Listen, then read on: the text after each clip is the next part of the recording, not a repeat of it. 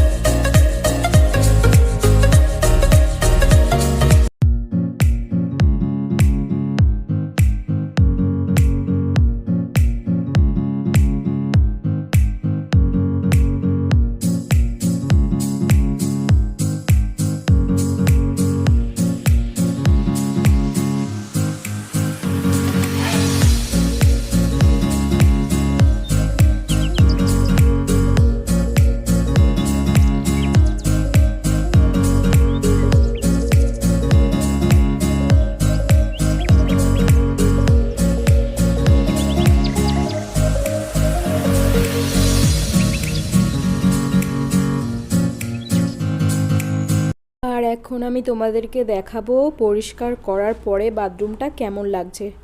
তো দেখো, একটা হচ্ছে বেসিনটা তো একদমই পরিষ্কার হয়ে গেছে, চকচক করছে, আর নিচের আয়রনগুলো উঠে গেছে, কোমরটাও খুব সুন্দর করে পরিষ্কার করে দিয়েছে। তো এগুলো আমি নিজেই করতাম, তো আমার পায়ের ব্যথার কারণে আমি করিনি। আরও এদিকের আর যে বাথরুমটা রয়েছে ওটাও তোমাদেরকে আমি দেখিয়ে দিচ্ছি, দেখে নাও। এটাও তো পুরো ঝকঝক করছে।